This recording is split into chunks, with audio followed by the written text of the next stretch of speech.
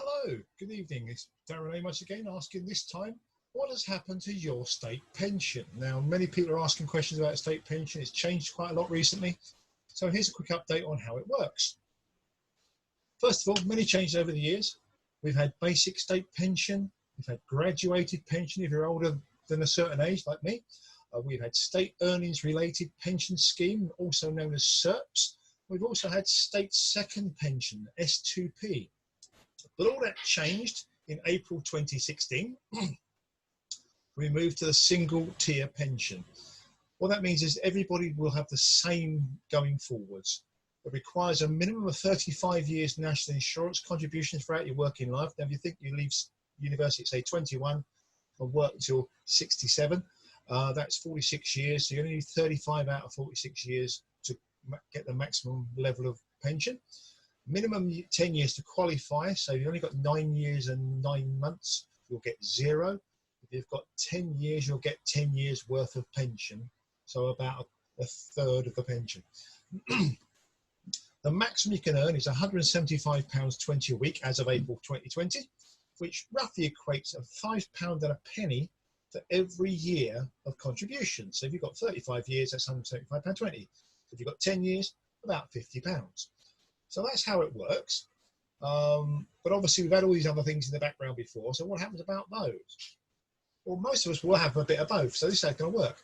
Your entitlement, first of all, they calculate the number of years accrued under the new rules as if all are under the same rules. So for example, you've already accrued 20 years so far, up till now, and you're now only 10 years away from state pension. So the maximum number of years you'll get is 30. So we'll use that 30 years times a £5.01 figure. Means the maximum pension you would get under the new rules if you'd have been in the new rules from day one would have been £150.30. Then we have to calculate what you've already accrued under the old rules, because you may have earned more than that, and you get whichever's the best option. So look at this, option A, you've got basic state pension there, you've got graduated pension there, you've got SERPs there, and S2P. So someone about my age group would have a bit of all of those, and have accrued £115.10 under those rules, and for the next 10 years will be under the new rules. So 10 years at £5.01 is another £50.10, means that the total they will have accrued by retirement is £165.20. Under the new rules, if the first 20 years had all been at £5.01 each, and the next 10 years at £5.01, the total will be £150.30, which is the figure we set up there.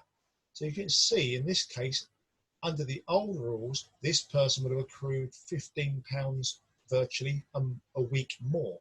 And that's therefore what they will get. That extra money will be paid to them. And that's only fair because they've paid in extra NI, national insurance contributions based on the rules as they were at the time.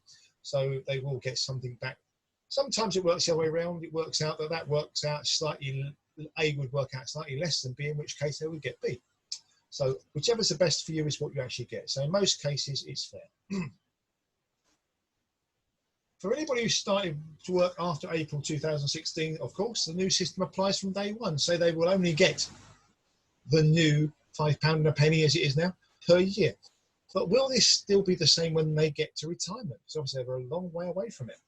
At the moment, it's estimated that we spend around £100 billion a year.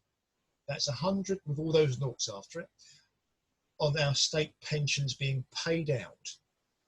By 2070, which is 50 years time, so if you're currently 21, that's about when you're going to retire,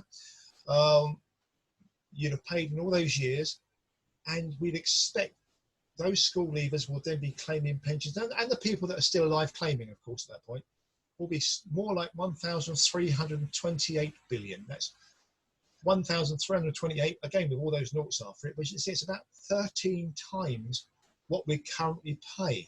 So is that sustainable? Of course it isn't. We can't afford it. So what's like to happen next? We all know what's happened to start with. First of all, will the state pension age rise even more? Yes, it will. It's going from 67 to 68. It's like to go to 68 to 69, then 69 to 70, etc. So who knows what it might be in 50 years' time? It might actually be 75.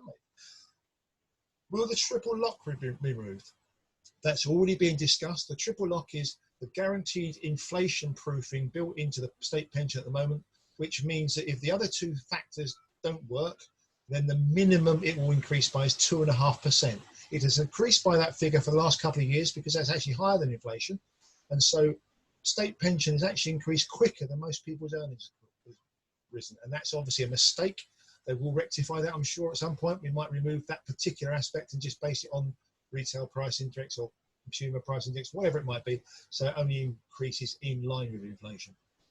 Will they increase the number of years contributions? Well, again, we're currently at 35. When this new system came in, it was only 30, so already we're worse off. For most people, they actually work for 40 odd years, so that's not a problem. So they might increase it to 36 or 37 or maybe 40, in which case you'd have no gaps in your record, otherwise you won't get the full pension. Bear in mind that when we say gaps, if somebody doesn't work because they're looking after children, they automatically get a credit for those years now. If somebody's not working because they're unemployed but are claiming unemployment benefits of any kind, they automatically get those gaps filled in. And if they don't have that, and there are gaps, you do get the option to pay a lump sum of £735 approximately for 1 year. That's equivalent to 1 year's contributions, and that will increase your state pension by about £260 a year when you get it. So it's worth doing, because after 3 years you'll have got all the money back. Right? That never used to be the case, but it's much better now. Will they freeze or reduce the amount? Well, they might do that. They might decide that despite the contributions going up, they might just stick it at £5 or a penny per year, and that's it. And that nobody gets an increase, and therefore effectively devaluing the pension later on when we get there. Or they might just reduce it. Might just say, no, we're not going to pay that much. And there's also the option they might means test it. What they mean by that is they might say to people, if you've got other provisions, you have other income, then you don't get your full state pension. Now, that would be very unpopular because everybody, of course, has paid into their state pension and expects to get it. So it would be a bit unfair that those who didn't pay into alternatives get it, and those who also spent extra money trying to make their lives better still end up in the same boat. Seems a bit unfair. But state pension age rising is probably the most likely of those, and the rest could well happen.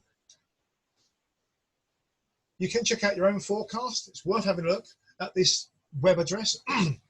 When you log in, there are various ways of registering. It only takes a few seconds. You'll then get a screen that looks like this green area I'm showing you here. In this case, the person's actually got the maximum £175.20 a week. If you read there, it says, based on the current national insurance up till now, like this year or last year, £165.99. So they're £6 short. That's 1 year's contributions, of course, at £5 a penny, give or take. And forecast, if you contribute for another 2 years, they will be at the £475. But in fact, this person may also have more years to go when they'll still be contributing and accruing no extra benefit, because your national insurance doesn't just pay for your pension, also pays for your state health, national health service, etc., etc. So they will keep taking the money until you get retirement. So that's what it'll look like. Just a warning, if you were contracted out of SERPs at any time, this may actually give an inaccurate number because it's calculated, it has done allow for that. So you'll need your advisor to complete what we call a BR19 form instead. You can do it yourself, but it's far better sent to an advisor because it's got loads of numbers on it and they'll probably make more sense of it. Comes back in a different format to this, but comes out again showing you exactly how much your pension is and what you need to do to get to the full pension. So that's a quick whistle-stop tour of the state pension there. If you've got any questions, my contact details are on the screen. And if that's all it is for today, so I'm going to say thanks very much for listening and good night.